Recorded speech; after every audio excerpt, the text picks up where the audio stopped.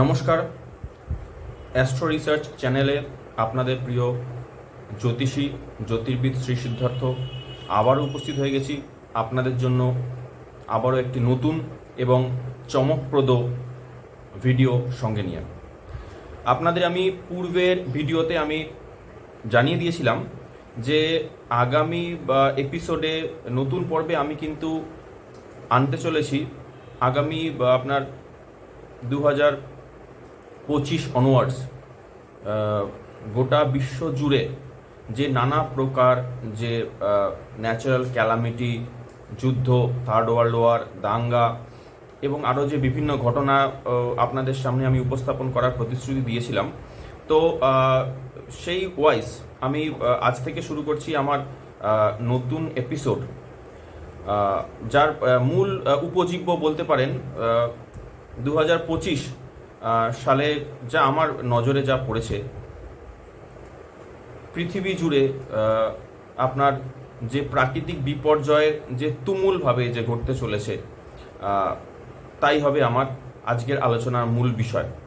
তো আলোচনা শুরু করার আগে একদম আমি নির্দিষ্ট স্পেসিফিক জায়গায় আসার আগে আমি এই ধরনের যে প্রাকৃতিক বিপর্যয় যা শুধু ভারতবর্ষ নয়, পৃথিবীর বিভিন্ন প্রান্তে আমার সৃষ্টির শুরু থেকেই ঘটে আসছে, আমি তাই নিয়ে দু চার কথা একটু আপনাদেরকে বলতে চাইব।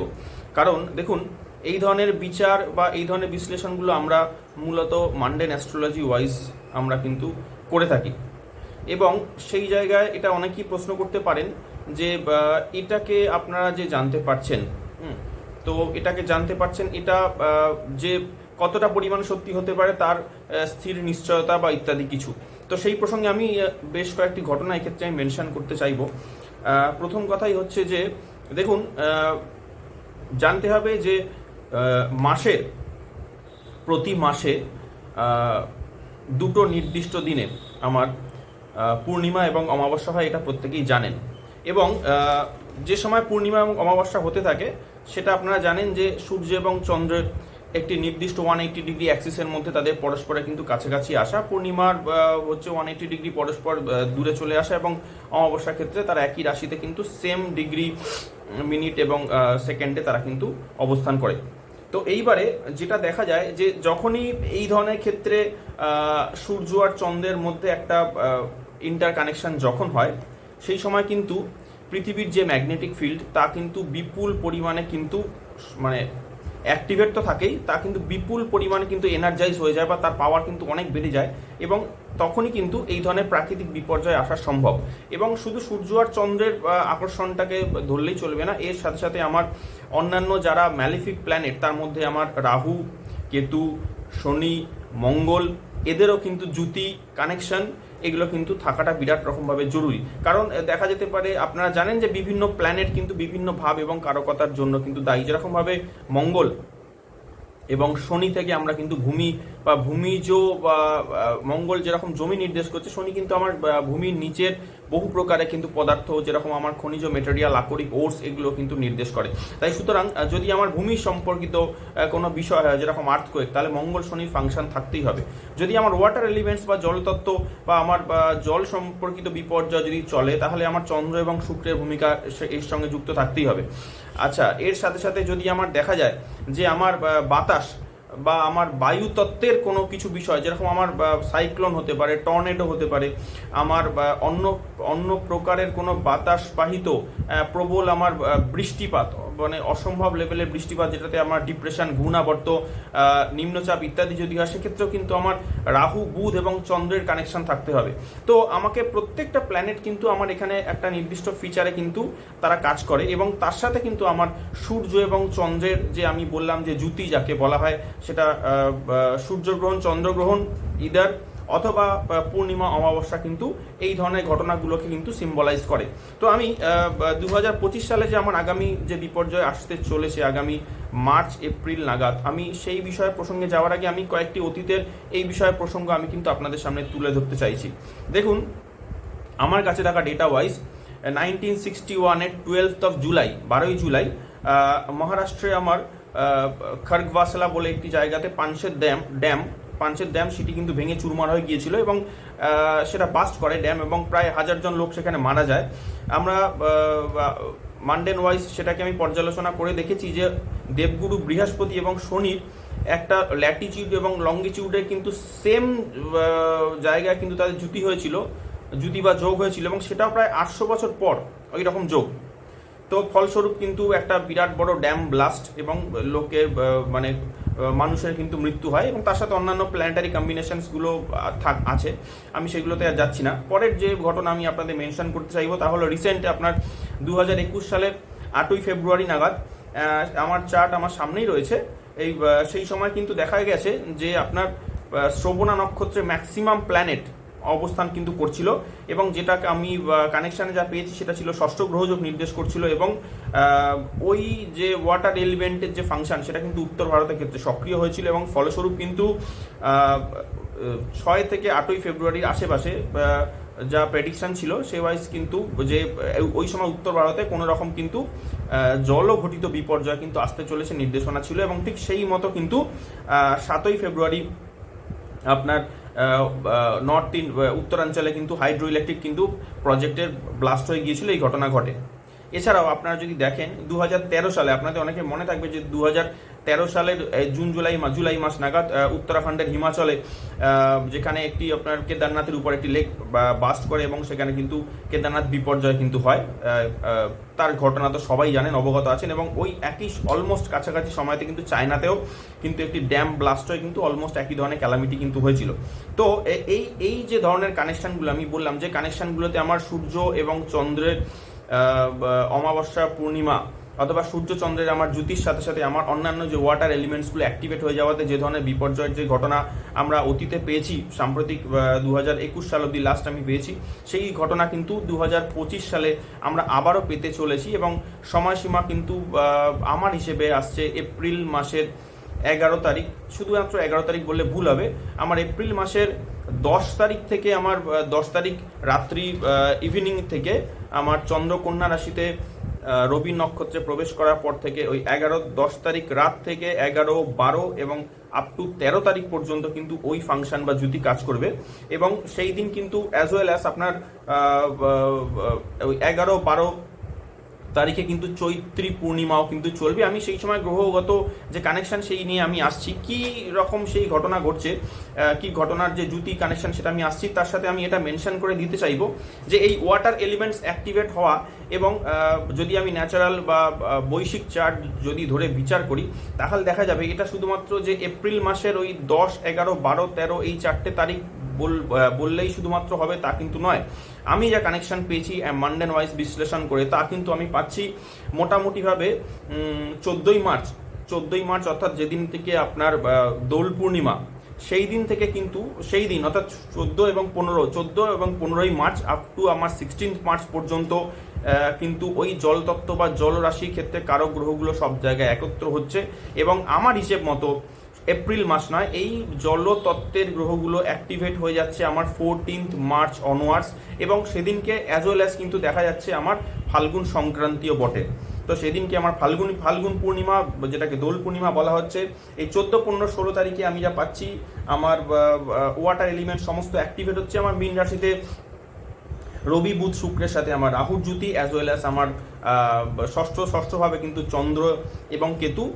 চন্দ্র কিন্তু তার নক্ষত্র পরপর পাস করবে, রবি নক্ষত্র, চন্দ্রের নক্ষত্র অ্যাজ ওয়েল অ্যাজ কিন্তু মঙ্গলের নক্ষত্র এবং এই আপনার 14 তারিখ থেকে স্টার্ট হয়ে 14, 15 এবং 16 তারিখ আমার সকাল 11:45 পর্যন্ত কিন্তু আমার জলতত্ত্বের গ্রহগুলোর সঙ্গে একটা আমার 6টা প্ল্যানেটের কিন্তু নেগেটিভ জ্যোতি আমার কাজ করা কিন্তু শুরু হবে এবং দ্যাট মিনস আমি মেনশন করতে চাইছি যে ফাল্গুন পূর্ণিমা থেকে আমার 14, 15, 16ই মার্চ, তারপরে আমি চলে আসছি আপনার 29 এবং 30শে মার্চ অর্থাৎ। এবং আশ্চর্যভাবে খেয়াল করে দেখবেন আমি যে ঘটনাগুলো মেনশন করছি সবগুলোই কিন্তু ইদার ওই সূর্য চন্দ্রের কানেকশানের জন্য পূর্ণিমা অথবা অমাবস্যাতে কিন্তু সেই জায়গাটা কিন্তু আমি কানেকশান পাচ্ছি। প্রথম যেটা পাচ্ছি সেটা হচ্ছে ফাল্গুনি পূর্ণিমাতে, তাতে আমি পাচ্ছি সেটা কিন্তু সেদিন ছিল আপনার, সেই দিন থাকছে আপনার চন্দ্র, সেদিন একটু ভুল বললাম, সেদিন থাকছে আপনার পূর্ণিমা অ্যাজ ওয়েল অ্যাজ কিন্তু আমার জলতত্ত্বের সমস্ত রাশি অ্যাক্টিভেট হলো ওই দিন থেকে, আমার ফাল্গুন মাসের সংক্রান্তি থেকে 14ই মার্চ থেকে। পরের ডেট আমি যেটা দিয়ে দিচ্ছি সেটা হচ্ছে আপনার 29 এবং 30শে মার্চ। এবং আশ্চর্যভাবে এই সময়তেই কিন্তু সূর্যগ্রহণ অ্যাজ ওয়েল অ্যাজ কিন্তু আমার শনির রাশি পরিবর্তন কিন্তু ঘটছে। শনি রাশি পরিবর্তন ঘটছে 29শে মার্চ ইভিনিং রাত্রি 9:44-এ। শনি কিন্তু কুম্ভ রাশি থেকে মীন রাশিতে প্রবেশ করছে। মীন রাশিতে সেই সময় আপনার শনি, রবি, শুক্র, রাহু, চন্দ্র এবং বুধ, এই 6টা প্ল্যানেট কিন্তু আমার 29শে মার্চ রাত্রি 9:44-এর পর কিন্তু তারা ডিপোজিট থাকবে। এবং অপোজিটে কিন্তু আমার ষষ্ঠভাবে, ন্যাটাল চার্টে ষষ্ঠভাবে কিন্তু থাকছে আমার শুধুমাত্র কেতু। তাহলে এখানে আমার 6টা এগেনস্টে 1 একটা, মানে 7টা প্ল্যানেট কিন্তু অ্যাক্টিভেট হয়ে বসে থাকছে। এবং আশ্চর্যভাবে সেই দিন কিন্তু আমার সূর্যগ্রহণও রান করছে, অর্থাৎ সেই আবার কিন্তু রবি চন্দ্রের মধ্যে কানেকশন। এবং এই যে ওয়াটার এলিমেন্টস যে অ্যাক্টিভেট হচ্ছে তার কারণ হচ্ছে আপনার এই সমস্ত ঘটনার যে আমি আপনাকে 14ই মার্চ, 29শে মার্চ অ্যাজ ওয়েল অ্যাজ আমি যে পাচ্ছি আপনার 11, 12 এবং 13 এপ্রিল এই যে কানেকশন বলছি, সবটাই কিন্তু ঘটছে মীন রাশির উপর। ন্যাচারালি দেখা যাচ্ছে যে মীন রাশি হচ্ছে জল তত্ত্বের ক্ষেত্রে কিন্তু মূল জায়গা, যাকে মীন রাশি বলা হয়। এবং এই মীন রাশিতে মীন রাশি এমন একটি পাওয়ারফুল জলীয় রাশি যেখানে কিন্তু সিম্বল হচ্ছে মাছ। এবং এই আপনারা জানেন যে মাছ জলে থাকে, এবং এই মাছ হচ্ছে এমন একটি প্রাণী, জলজ প্রাণী, যে কিন্তু সব থেকে বেশি কিন্তু ট্রাভেল করে তার জীবদ্দশায়। দেখা যায় যে বড় বড় মাছ যেরকমভাবে আপনার তিমি মাছের মতো ইত্যাদি মাছ, তারা কিন্তু পার ডে 300 মাইলস, যদি আমি কিলোমিটারে ভাঙি তাহলে প্রায় 550 থেকে 600 কিলোমিটার কিন্তু তারা পার ডে কিন্তু ট্রাভেল করে। তো দেখা যাবে ওই সমস্ত দিনগুলোতে কিন্তু মাছের উপর, মানে জলতত্ত্বের উপর যেহেতু কারক রাশি যেহেতু মীন, সেইভাবে তীব্রভাবে অ্যাফ্লিক্টেড থাকবে। এবং যা ন্যাচারাল বা আপনার ন্যাটাল চার্টে যেহেতু সেটা দ্বাদশ স্থান, সব থেকে প্রিয় ভাব, তো সেই সময় কিন্তু দেখা যাবে যে জলজ প্রাণীদের মধ্যে একটা অদ্ভুত অস্থিরতা কিন্তু লক্ষ্য করা যাবে। এবং যেটা আমি আপনাকে মেনশন যেটা করছিলাম, যে এই জলতত্ত্বের রাশি, জলরাশি যে মীন, সেই মীনের উপর কিন্তু আমি এতগুলো প্ল্যানেটের যে আমার অ্যাক্টিভেশন, যে আমি ডিপোজিশন, যেটা আমি 14ই মার্চ, 29th মার্চ এবং অ্যাজ ওয়েল অ্যাজ আমি কিন্তু এপ্রিল মাসের 11, 12, 13 এই 3টে দিন কিন্তু পাচ্ছি। এবার যদি আমাকে জোর বা আমাকে অ্যাফ্লিকশন কানেকশনের কথা যদি বলতে হয়, তাহলে 14th, 15th মার্চের যা আমার প্ল্যানেটারি ট্রানজিটের যা জোর, তার থেকে জোর অনেক বেশি কিন্তু 29th এবং 30th মার্চ। কারণ শনি সেই সময় কিন্তু রাশি পরিবর্তন করে আপনার ন্যাটাল চার্টে কিন্তু দ্বাদশভাবে প্রবেশ করে যাবে। এবং তার সাথে সাথে সেই সময়তে কিন্তু সূর্যগ্রহণ থাকবে। একসাথে কিন্তু 7টা গ্রহের অ্যাফ্লিকশন কিন্তু ন্যাচারাল বা ন্যাটাল চার্টের, যেটা আমার প্রাকৃতিক বৈশ্বিক চার্টের, কিন্তু ষষ্ঠ এবং দ্বাদশভাবে কিন্তু যুতি হয়ে কাজ করবে। আর এর থেকেও বড় যদি আমার ফাংশন বলতে হয়, মানে যদি আমার চার্টে জোর ধরায়, তাহলে সেই ফাংশন কিন্তু কাজ করবে আমার 10th এপ্রিল রাত্রি আপনার 7:05 অনওয়ার্ডস। অর্থাৎ আমরা যা পাচ্ছি জলতত্ত্বের রাশিতে আমার এই এতগুলো গ্রহের ডিপোজিট হওয়া, এটা কিন্তু একটি বিপুল রকমের কিন্তু ন্যাচারাল ক্যালামিটি, প্রাকৃতিক বিপর্যয় এবং জল থেকে বিরাট বড় একটি জল প্রলয় যাকে বলা যেতে পারে, সেই সম্ভাবনা পাচ্ছি। আমি সেই বিষয়ে একটু কয়েকটি পয়েন্টস আমি ব্যাখ্যা করতে চাইব। যে ওই দিনই, অর্থাৎ এই 10 তারিখ রাত্রি, আমি বিশ্লেষণে দেখেছি 10 তারিখ রাত্রি 7:05 চন্দ্র কন্যা রাশিতে প্রবেশ করছে। চন্দ্র 12 নম্বর নক্ষত্রেই থাকছে, 10ই এপ্রিলের কথা আমি বলছি। এবং সেই সময় কিন্তু আপনার চন্দ্র যুতি করছে, যা আমার বৈশ্বিক চার্টের ষষ্ঠভাবে কেতুর সাথে, উভয় সেই সময় অবস্থান করবে রবি নক্ষত্রে। বৈশ্বিক চার্টে দ্বাদশভাবে সেই সময় কিন্তু যুতি থাকবে রবি, শুক্র, রাহু, শনি এবং বুধের। এবং যদি দেখা যায় সেই সময়তে কিন্তু শুধুমাত্র শুক্র বাদে বাকি সমস্ত প্ল্যানেট, শুধু শুক্র থাকবে রেট্রো, বাকি সমস্ত প্ল্যানেট কিন্তু ডিরেক্ট থাকবে। কিন্তু এটা আশ্চর্য ঘটনা, এই সমস্ত প্ল্যানেটই কিন্তু আমার হিসেব মতো তারা সবাই কিন্তু তাদের চতুর্থ পাদ বা মানে যেটাকে বলা হয় চতুর্থ পাদ, সেই পাদে কিন্তু তারা অবস্থান করছে। আমি একটু কয়েকটি পয়েন্টে ব্যাখ্যা করতে চাইব। যে চন্দ্র কন্যাতে প্রবেশ করছে 6 ডিগ্রি আশেপাশে 10 তারিখ রাত্রি 7টার পরে। সেই সময় অন্য সমস্ত প্ল্যানেট কিন্তু 4th ফেজে থাকবে। এবং 4th ফেজে থাকার মানে হচ্ছে এরা চেঞ্জ করতে চলেছে বা এরা কিছু একটা ঘটাতে চলেছে। সমস্ত নক্ষত্রই থাকছে বৃহস্পতি, মঙ্গল এবং চন্দ্রের। দেখা যাবে, আপনারা জানেন যারা অ্যাস্ট্রোলজি নিয়ে চর্চা করেন, যে বৃহস্পতি নক্ষত্র মানে আকাশতত্ত্ব, যাকে আমরা আকাশ বোঝাই। এ তো আকাশতত্ত্ব এবং বায়ু রাশি এর কিন্তু অ্যাক্টিভেট হওয়া বোঝায়। এছাড়া আপনার রবি থাকছে বুধের নক্ষত্রে, বুধ নিজে হচ্ছে আপনার বরুণদেব যে তাণ্ডবের দেবতা, মঙ্গল নিচস্থ অবস্থায় থাকছে এবং মঙ্গল সেই সময় কর্কটে অবস্থান করছে। এবং দেখা যাচ্ছে যে 11 তারিখ বাদ দিয়ে 12 তারিখ আর্লি মর্নিং কিন্তু মঙ্গল প্রবেশ করে যাবে, সকাল 6:09 ঘটিকায় মঙ্গল প্রবেশ করে যাবে কিন্তু 8 নম্বর নক্ষত্রে বা শনি নক্ষত্রে। এবং মঙ্গল যেহেতু নিচস্থ কর্কটে অবস্থান করবে একদম শনি নক্ষত্রে প্রবেশের মুখেই, আমি 10 তারিখ রাত এবং 11 তারিখের কথা বলছি। তো মঙ্গলকে আমরা কিন্তু আগুন বা আমি ফিয়ারি আমরা একটা চিহ্ন বলি, মঙ্গলকে আমরা ফায়ার বলি, তো সেই আগুন কিন্তু থাকছে কর্কট রাশিতে অথবা জল রাশিতে। এবং এর থেকে একটা নির্দেশনা কিন্তু পাওয়া যাচ্ছে যে মঙ্গল যখন আমি আগুনকে একটা জলের মধ্যে আমি প্রবেশ করিয়ে দিই, তো সেই সময় যেটা ঘটতে পারে, মঙ্গল নিজে ভূমিকারক গ্রহ এবং বৈশ্বিক চার্টের ক্ষেত্রে মঙ্গল লগ্নপতি এবং অষ্টমধিপতি, সে চতুর্থভাবে বসে থেকে আমার যেটা করতে পারে যে জমির নিচে বা মাটির নিচে আমার কিন্তু কোনো প্রকারের অগ্নিসংযোগ বা ভলক্যানিক ইরাপশন কিন্তু ঘটনা ঘটানোর সম্ভাবনা। এবং তার সাথে যেহেতু সেই মঙ্গল বসে আছে জলরাশিতে, বসে আছে, তা সুতরাং জল তার সঙ্গে কিন্তু যুক্ত থাকবে। কিভাবে সেটা আমি একটু ব্যাখ্যা করি। আমি অন্যান্য প্ল্যানেটগুলোকে একটু আমি ভেঙে দিই। বৃহস্পতি থাকছে সেই সময় বৃষ রাশিতে 23 ডিগ্রিতে এবং সেও মঙ্গলের নক্ষত্রে থাকছে। এবং বুধ এবং মঙ্গল উভয়ই কিন্তু শনি নক্ষত্রে প্রবেশ করছে প্যারালালি। বুধ প্রবেশ করছে 11 তারিখ ইভিনিংয়ে প্রবেশ করছে আপনার সন্ধ্যে 6:09 এবং মঙ্গল প্রবেশ করছে কিন্তু 12 তারিখ আর্লি মর্নিংয়ে সকাল 6:09, সেও 8 নম্বর নক্ষত্রে শনি নক্ষত্রে প্রবেশ করে যাচ্ছে। অর্থাৎ চারিদিক থেকে কিন্তু একটা তাণ্ডবের সংকেত পাচ্ছি। সমস্ত নক্ষত্রই তার যা ভাইব্রেশন, যা কানেকশনস আছে, সমস্ত কিন্তু চার্টের ক্ষেত্রে, বৈশ্বিক চার্টের ক্ষেত্রে দ্বাদশ ভাব বা মীন রাশিকে কিন্তু নির্দেশ করছে। এবং আশ্চর্য ঘটনা যে যদি আমরা নবাংশ চার্টকেও দেখি, তাহলে নবাংশ চার্টেও দেখা যাচ্ছে আমার মেষ লগ্নে চন্দ্র রয়েছে এবং চতুর্থ ভাব, যা আমরা মোটামুটিভাবে চতুর্থ ভাবকে আমরা জলতত্ত্বের ভাব বলে থাকি, বা চতুর্থ ভাবকে আমরা যেটা বলে থাকি বেশ, ঠিক আছে, সেই চতুর্থভাবে আমরা দেখতে পাচ্ছি কর্কট রাশিতে শুক্র, রাহু, মঙ্গল, শনি এবং কিন্তু বুধের জ্যোতি নবাংশে। এবং সেখানে সেই একইভাবে কিন্তু মঙ্গল কর্কটে নিচস্থ অবস্থায়, শনি যুক্ত, তার সাথে শুক্র রাহু সঙ্গে যুক্ত, অর্থাৎ কর্কট এবং মকরের মধ্যে কিন্তু রাহু কিন্তু জ্যোতি, এই জায়গাতেও কিন্তু 6টা প্ল্যানেট। এবং একটা জিনিস আপনারা খেয়াল রাখবেন, আমরা যেটা বলে থাকি যে কোনো প্রকারের দুর্ঘটনা, প্রাকৃতিক বিপর্যয়, ন্যাচারাল ক্যালামিটি বা অল অফ আ সাডেন যে কোনো ঘটনার ক্ষেত্রে কিন্তু মঙ্গল, রাহু এবং শনির কানেকশন থাকতেই হবে। একা মঙ্গল ঘটাতে পারে না, তার সাথে রাহু এবং শনিকে কিন্তু থাকতে হয়। আমি এইবারে এই যে আমার যে ক্যালামিটির যে জায়গাটা আমরা পাচ্ছি বা সংকেতটা আমরা ভাঙার চেষ্টা করছি, কিভাবে আসছে। মঙ্গল আমার জমিকারক তত্ত্বের গ্রহ, শনি নক্ষত্রে প্রবেশ করছে। শনি নিজেও আমার জমির গভীরে, আমার ডিপে আমার নির্দেশ করছে, একদম কোর বা আমার যদি পৃথিবীর কোর বলা হয় সেটাকে নির্দেশ যদি করে। তার সাথে মঙ্গল কিন্তু সেখানে আমার ফায়ার, সে আগুন সে ইরাপশন একটা দিচ্ছে এবং জলরাশিতে। এবং সেটা আমি যেটা আমার সংকেত যা পাচ্ছি তা হলো কোনো প্রকারের ভলক্যানিক ইরাপশন আমি পাচ্ছি। এবং যাতে টেকটনিক প্লেট আমার শনি যা নির্দেশ করছে, সেই টেকটনিক প্লেটের মধ্যে কিন্তু চ্যুতি বা ফাটল ধরবে। এবং শনি যেহেতু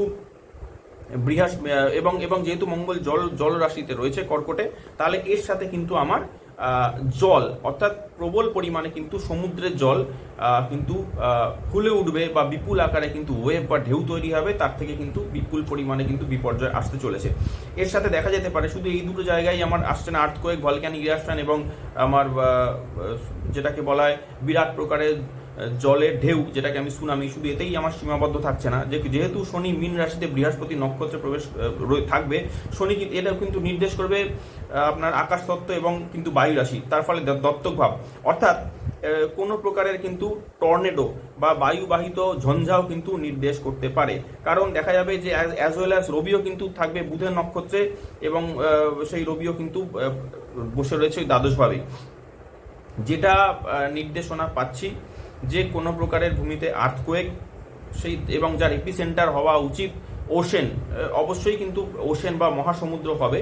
এবং সেই ওশেনে যে প্রকারের আর্থকোয়েক হবে, ভলক্যানিক ইরাপশন, তার সাথে আর্থকোয়েক, তার সাথে আপনার টেকটনিক প্লেটের চ্যুতি বা ফাটল, এবং সেটা প্রবল আকার হবে। তার সবথেকে বড় কারণ হচ্ছে বৈশ্বিক চার্টের ক্ষেত্রে ষষ্ঠ, অষ্টম, দ্বাদশের প্রবল কানেকশন। প্রতিটা গ্রহের আমার 7টা গ্রহ আমার ষষ্ঠ এবং দ্বাদশ ভাবকে আমার নির্দেশ করছে, জলতত্ত্বকে।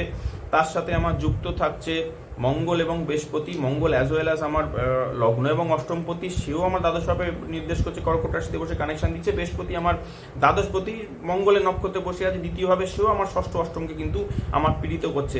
এবং এইটাকে আমি জোর দিয়ে কখনোই বলবো না যে শুধুমাত্র 10 তারিখ বা 11 তারিখই হতে পারে। এর যে আমি কানেকশনস পাচ্ছি চন্দ্রের সাথে, যতক্ষণ না পুরোপুরি রবির 180 ডিগ্রি অ্যাক্সিস হচ্ছে, এবং সেটা আমার হিসেব মতো 11 তারিখে পুরোপুরি আমি বলবো না, আমার হিসেব মতো আপনার 11 তারিখ, অর্থাৎ 11 তারিখ আসছে আপনার ক্ষেত্রে এটা শনিবার, তো একটু ভুল বললাম, 11 তারিখ আসছে আপনার শুক্রবার। এই 11 তারিখ শুক্রবার রাত্রি 3:22 নাগাদ চন্দ্র প্রবেশ করে যাবে, কিন্তু পূর্ণিমা হবে, এবং সেই চন্দ্রের নক্ষত্র থাকছে, পূর্ণিমা হয়ে যাচ্ছে। এই কিন্তু চন্দ্র এবং রবির মধ্যে পুরোপুরি 180 ডিগ্রি অ্যাক্সিস হয়ে গেল। 12 তারিখ অর্থাৎ 12 এপ্রিল শনিবার চন্দ্র পুরোপুরি পূর্ণিমাতে থাকছে এবং রবির সাথে পুরোপুরি 180 ডিগ্রি জ্যুতি কিন্তু করছে, অর্থাৎ সেই সময় জোর সব থেকে বেশি।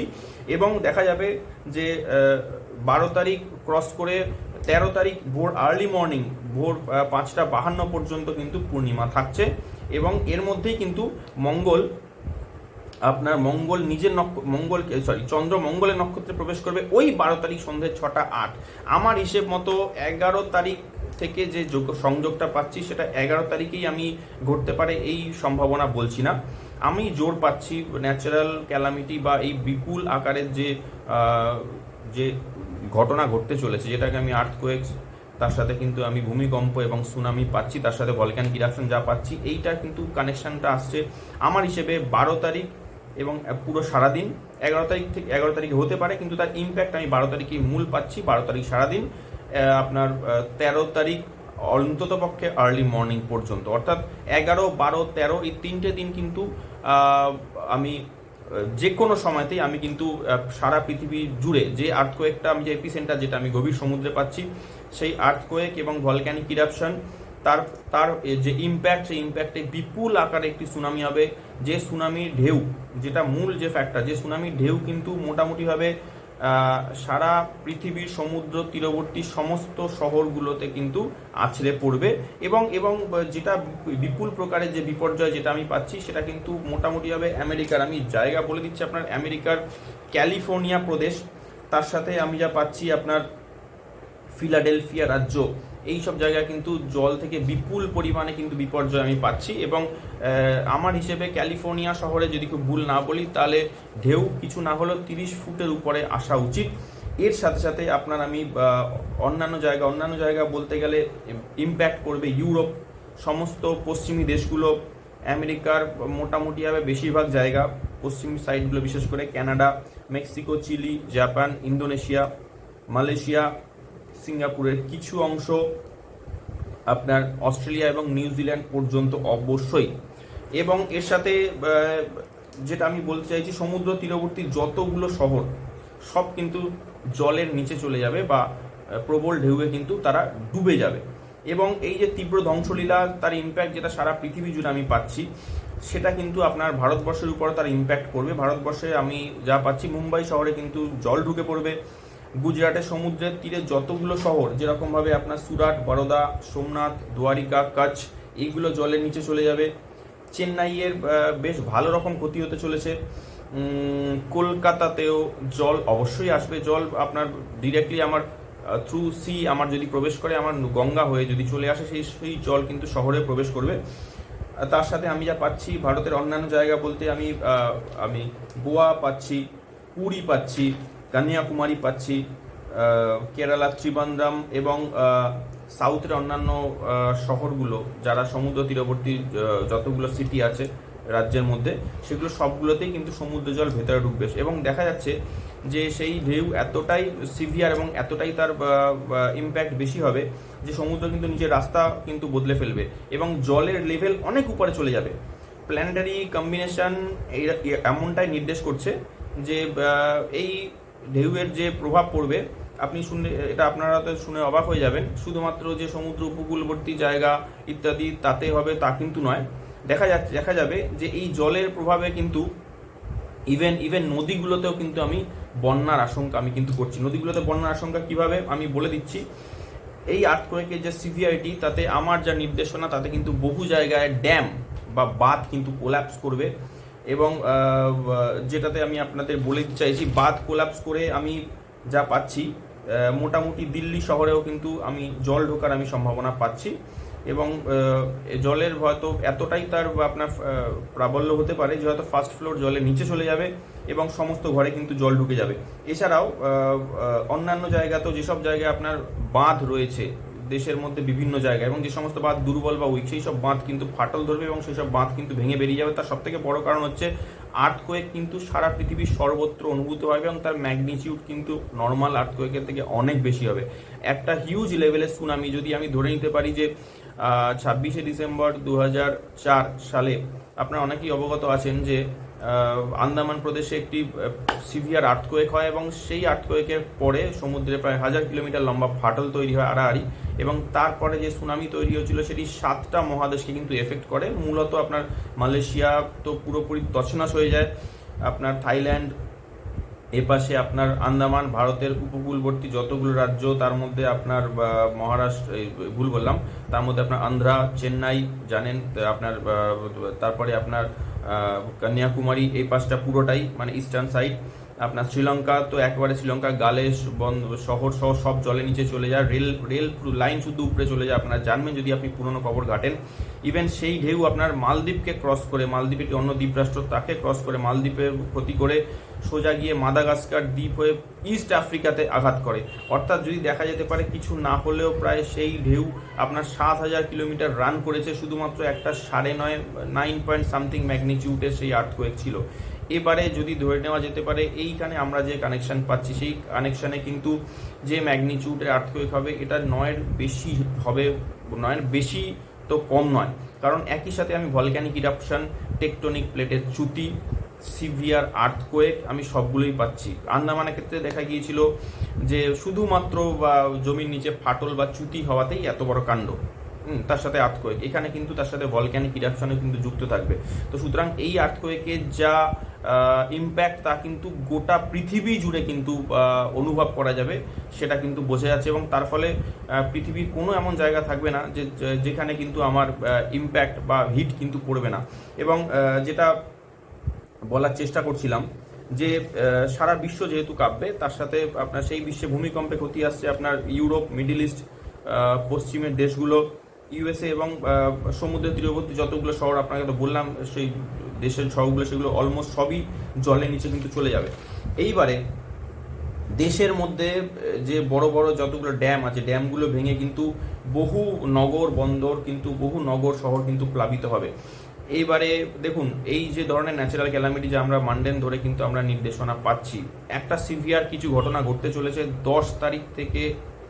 10ই এপ্রিল থেকে 10, 11, 12, 13 এই 4 দিনের মধ্যে। এবার 11 তারিখে ঘটতে পারে, 12 তারিখ সকালে ঘটতে পারে, অথবা আপনার 12 তারিখ ইভিনিং বা 13 তারিখ আর্লি মর্নিংয়েও কিন্তু ঘটতে পারে। কারণ এগুলো একদম স্পেসিফিক টাইম দেওয়াটা খুব জটিল, কিন্তু তবু বলছি ওই সময় যে প্ল্যানেটারি কম্বিনেশন, যতক্ষণ চন্দ্র আমার 3টে নক্ষত্রে কিন্তু কানেক্টেড থাকবে, আমার কন্যা রাশিতে 12 নম্বর নক্ষত্র, 13 নম্বর নক্ষত্র এবং 14 নম্বর নক্ষত্র, ওই 2.5 থেকে পৌনে 3 দিনের মধ্যে কিন্তু এই ধরনের ঘটনা ঘটবে, তা এক প্রকার কিন্তু সম্পূর্ণ নিশ্চিত।